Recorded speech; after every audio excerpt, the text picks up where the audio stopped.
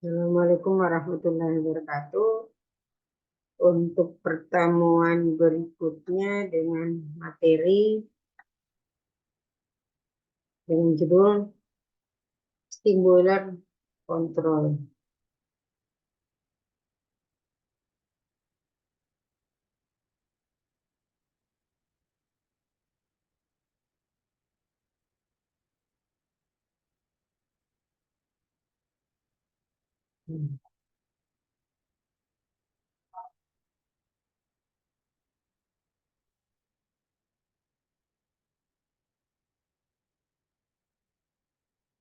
Untuk steam boiler control, jadi proses untuk mendapatkan uap ini cukup sederhana. Kita biasa melihat ketika memasak air di dapur. Uap dihasilkan dari air yang dipanaskan hingga mencapai titik didih atau boiling point. Pada kondisi tersebut, air yang tadinya cair berubah menjadi fase gas dan terciptalah uap air. Artinya untuk menghasilkan uap, kita membutuhkan dua komponen, yaitu air dan panas atau kalor.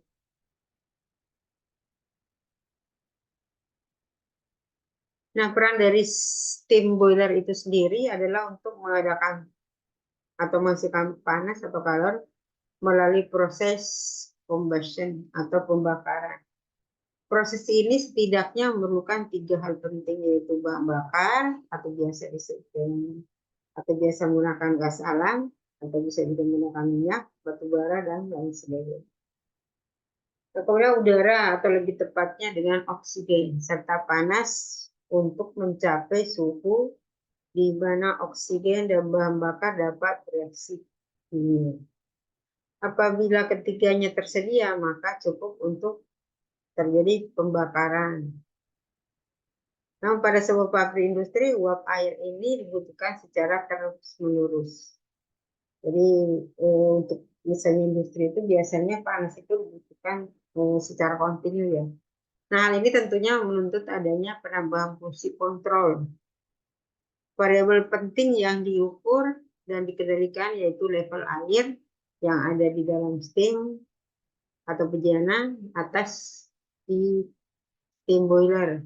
Nah, ada gambar agar menghasilkan aliran uap yang berkelanjutan secara efisien dan aman. Harus dipastikan level air tidak pernah terlalu rendah atau terlalu tinggi. Nah, ini gambarnya kita bisa lihat. Di sini ada level indikator kontrolernya atau biasa disingkat dengan LEC. Kemudian ada level transmitter. Nah, ini yang mengatur tinggi permukaannya. Kemudian ada air, kemudian ini steam room-nya. Ini pipa keluar steam. Kemudian ada burner. Kemudian ada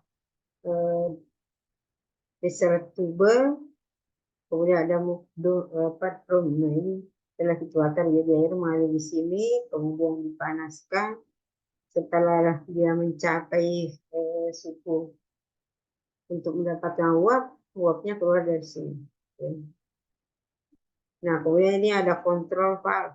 Ya, jadi air yang masuk ke sini ini dikontrol supaya air dalam tangki panas pembakaran ini tidak terlalu tinggi atau tidak terlalu rendah. Nah, yang pertama, instrumen pertama dalam sistem kontrol ini adalah LP atau level transmitter. Alat ini fungsinya untuk mengukur ketinggian air di dalam steam room dan mengirimkan pengukuran tersebut ke pengontrol dalam bentuk sinyal pneumatik, yaitu variabel berupa tekanan udara yang dikirim melalui tabung logam atau plastik. Semakin besar level air dalam room, semakin banyak tekanan udara yang dikeluarkan oleh level transmitter. Karena level transmitter bersifat pneumatik, maka perlu disuplai dengan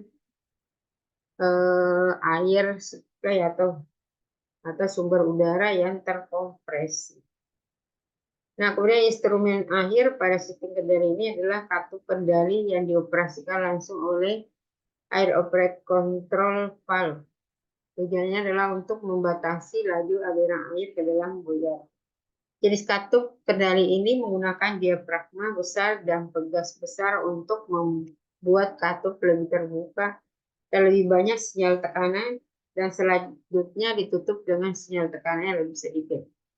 Kemudian standar industri yang paling umum untuk tekanan pneumatik adalah 3 hingga 15 PS. Dengan 3 PS ini mewakili nilai minimum pada ketinggian air steam room. Sedangkan 15 PS ini mewakili tinggi maksimum pada ketinggian air dalam room atau ketinggian air steam dalam room. Nah, kemudian disajikan tabel yang memperlihatkan hubungan antara tekanan dengan ketinggian air dalam room. Manfaatnya adalah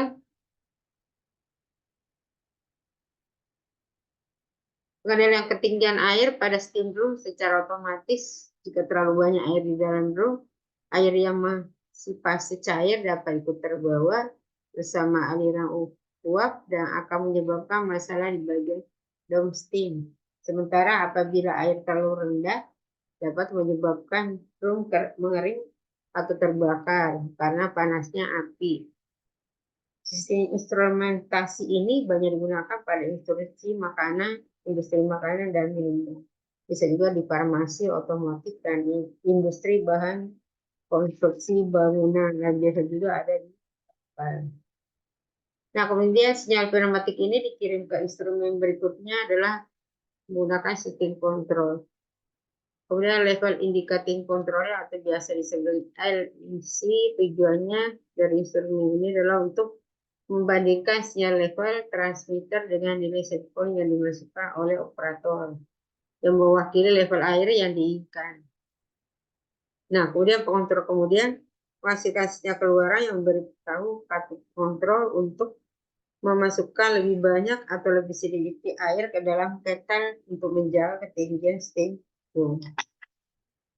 Nah, kemudian boiler merupakan salah satu peralatan proses yang berfungsi memproduksi steam atau uap. Steam yang dihasilkan tersebut akan digunakan untuk berbagai macam keperluan, antara lain sebagai penggerak turbin dan sebagai media pemanas dalam unit proses. Seperti terlihat pada gambar berikut, air atau heat water dimasukkan ke dalam boiler dan dipanaskan. Dalam hal ini oleh panas hasil pembakaran fuel sehingga menghasilkan steam. Fuel yang digunakan bisa fuel gas atau fuel oil atau keduanya. Selain dari hal pembakaran fuel, panas yang digunakan juga bisa berasal dari sumber lain, seperti misalnya pembakaran batu bara, kayu, atau ampas, atau media pemanas lainnya. Nah, ini kita bisa lihat, ini secara umum tujuan daripada sistem kontrol pada boiler adalah agar produk steam yang dihasilkan itu sesuai dengan spesifikasi yang dikehendaki, sambil tetap menjaga agar boiler dapat beroperasi dengan efisien dan aman. Nah, secara garis besar, sistem kontrol pada boiler ini terdiri dari yang pertama ada room level ini, kemudian ada combustion control, ada transition control, ada down control, dan ada steam temperature control. Ini bisa lihat ada water, kemudian ada steam, ada water, kemudian ada fuel, ada combustion air atau udara. Nah, kemudian room level control tujuannya adalah menjaga agar level room atau tinggi permukaan air dalam room tetap pada set point-nya. Walaupun terjadi perubahan-perubahan atau gangguan atau disturbance lainnya, level room yang terlalu rendah bisa menyebabkan terjadinya panas berlebih atau istilahnya overheat pada pipa-pipa boiler. Sehingga pipa-pipa bisa menjadi rusak atau bengkok atau bocor. Tapi sebaliknya, level room yang terlalu tinggi akan menyebabkan pemisahan air dan steam dalam room tidak sempurna. Sehingga kualitas steam yang dihasilkan itu kurang bagus karena mengandung banyak air atau istilahnya uap basah. Nah, ada 3 alternatif atau jenis room level control yang biasa digunakan. Yang pertama ada single element, kemudian ada 2 element, dan ada 3 element. Nah, kita lihat dulu yang single. Ini merupakan konfigurasi room level control yang paling sederhana. Kenapa dikatakan sederhana? Hanya menggunakan feedback level control. Jadi disebut single elemen karena hanya level room saja yang dikontrol. Jadi ini permukaan air aja yang dikontrol. Nah, ini biasanya boiler dengan kapasitas rendah, yaitu 150.000, ya. Kemudian pressure-nya itu 250. Dan dengan beban yang relatif tetap atau stabil, tapi ada kekurangannya. Adalah sulit mempertahankan level pada set point-nya jika terjadi perubahan-perubahan secara terus. Jadi ya harus konstan ya. Oke. Nah, kemudian two elemen.